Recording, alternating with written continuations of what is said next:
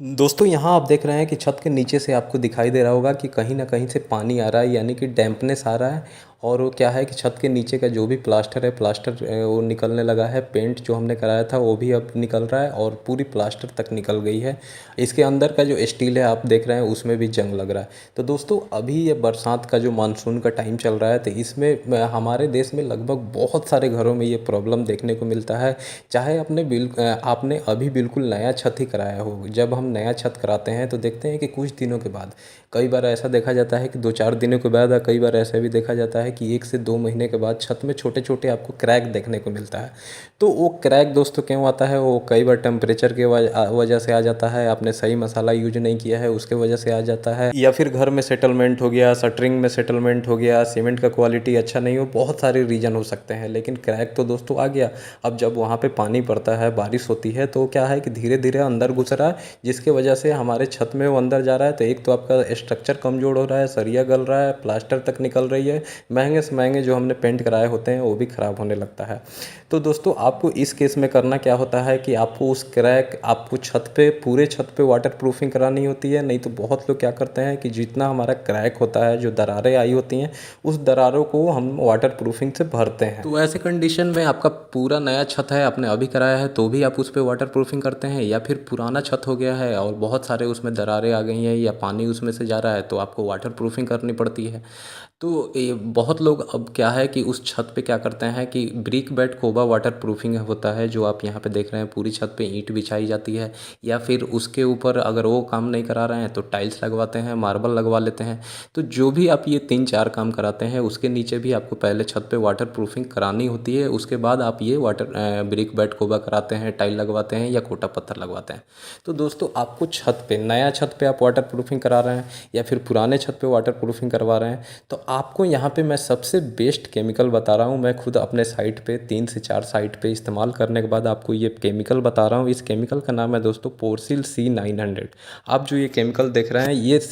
बहुत ही सस्ता केमिकल है, और ये दोस्तों खुद आप अपने से लगा सकते हैं। आपके इसे लगाने के लिए किसी ट्रेंड मिस्त्री या किसी ट्रेंड पर्सन को बुलाने की ज़रूरत नहीं पड़ता है। नए छत पे अप्लाई करना है, पुराने छत पे किसी क्रैक में आपको लगाना है, तो आप वहाँ पे लगा सकते हैं। और दोस्तों इसी के साथ कई बार क्या होता है कि छत पे हम अपना टाइल पत्थर लगा लेते हैं, लेकिन उसके बाद भी वहाँ से देखा जाता है क्या कि उस टाइल और पत्थर के जॉइंट्स खुल गया है, वहाँ से पानी लीकेज हो रहा है, या टाइल्स के ऊपर क्रैक आ गया है, पत्थर के ऊपर क्रैक आ गया है, चाइना मोजाइक हमने जो लगाया था उसमें क्रैक आ गया है, जैसे आप देख रहे हैं। तो वो क्या है कि उस केस में भी पानी टपकता है। तो अगर आपका टाइल्स में क्रैक आ गया है, टाइल का जॉइंट खुल गया है, पत्थर का जॉइंट खुल गया है, टाइल, पत्थर, चाइना मोजाइक टाइल हो गया, मतलब कि टाइल्स का जो काम है, उसके लिए भी दोस्तों इसी कंपनी का एक और सबसे बेस्ट केमिकल है, जिसका नाम है पोरसिल क्लियर साइन 500। ये दोस्तों केमिकल आपको कहाँ मेनली लगाना है? टाइल्स में कोई क्रैक आ गया, पत्थर में कोई आपने कोटा पत्थर लगाया था छत पे, मंडना स्टोन लगाया था छत पे, उसके ऊपर कोई क्रैक आ गया, फिर आपने ग्रेनाइट या मार्बल कुछ भी लगाया हो, जैसे बाथरूम है आपका, बाथरूम के फर्श से कई बार देखा जाता है क्या कि जो हम टाइल लगाए थे उसका जो जॉइंट होता है,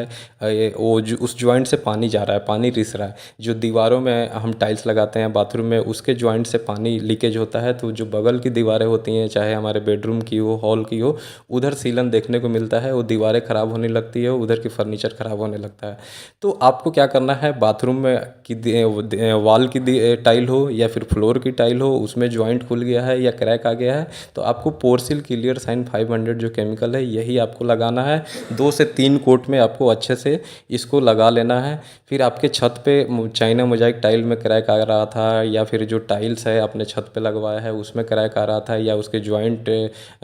से कहीं से पानी घुस रहा है, या फिर कोटा पत्थर के जॉइंट से पानी घुस रहा है, तो आपको पोरसिल क्लियर साइन 500 जो केमिकल है ये लगाना है। और दोस्तों जो मैं दूसरा आपको बताया कि आपकी छत पे, आपका कंक्रीट का छत है उसमें क्रैक आ गया, बड़ा क्रैक है, तो जो हमारा दूसरा केमिकल था पोरसिल C900, वो आप बड़े क्रैक में उसको भर दीजिए, वो बिल्कुल क्रैक को वहाँ से फिल कर देता है, 1% भी पानी नहीं जाएगा। छोटा से छोटा क्रैक है, तो आपको क्या करना है, यही जो केमिकल पोरसिल C900 है, यही केमिकल आपको क्या करना है, उसमें भर देना। और दोस्तों आपके मान लीजिए कि दीवारों है, दीवारों में कोई क्रैक आ गया, ईंट की दीवार हो गई, प्लास्टर की जो हम किए होते हैं उस पर कोई क्रैक आ रहा है, तो उस पे भी आपको यही केमिकल पोरसिल C900 है, यही 3 से 4 कोट में लगा लेनी है। जो दो दीवारों के बीच में जो गैप होता है, यानी जहाँ पे जॉइंट होता है, वहाँ से अक्सर देखा जाता है पानी घुस रहा है, तो उस जॉइंट पे भी आपको पहले उस जॉइंट को अच्छे से सफाई कर लेनी है। सफाई करने के बाद जो ये केमिकल है पोरसिल C900, यही आपको क्या करना है, 3 से 4 कोट में वहाँ पे लगा देनी है।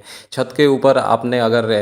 पत्थर लगाया है, कोटा पत्थर या ब्रिक बेड कोबा करवाया है, या फिर आपने मंडना स्टोन करवाया है, कुछ भी, तो उसके ऊपर अगर आपको क्रैक आ रहा है तो या फिर प्लास्टर निकल गई है, वहाँ से पानी अब घुस रहा है छतों में, तो वहाँ पे भी आप क्या करेंगे कि यही जो केमिकल है पोरसिल C900, यही आपको क्या करना है, अच्छे से 3 से 4 कोट में पहले सफाई करने के बाद फिर उसको लगा देनी है। तो आप जो ये केमिकल है, आपके दीवारों में कोई क्रैक आ गया, जो आपने नया छत कराया था कंक्रीट में कोई क्रैक आ गया, कंक्रीट की दीवार है उसमें कोई क्रैक आ गई, दो जहाँ पे दीवारें ज्वाइंट हो रही है वहाँ उस ज्वाइंट पे आप इसको लगा सकते हैं। ब्रिक बेड कोबा में कोई क्रैक आ गया, पत्थर में कोई क्रैक आ गया, वहाँ पे भी आपको यही पोरसिल C900 केमिकल इस्तेमाल करना है। ये दोनों केमिकल का खास बात ये होता है कि ये लगाइएगा जब आप टाइल के ऊपर लगा रहे हैं या कहीं पे भी लगा रहे हैं, तो ये उस टाइम बिल्कुल वाइट होता है, लगाने पे आपको ये सफ़ेद दिखाई देगा, लेकिन जैसे जैसे ये सूखता जाएगा तो ये बिल्कुल कलरलेस हो जाता है, यानी कि जो वाइटपन आपको दिख रहा था वो वाइटपन ख़त्म हो जाएगा, बिल्कुल आपको पानी की तरह यानी कलरलेस दिखाई देगा। यानी जैसा आपका टाइल था, अगर टाइल का जो भी कलर का टाइल था,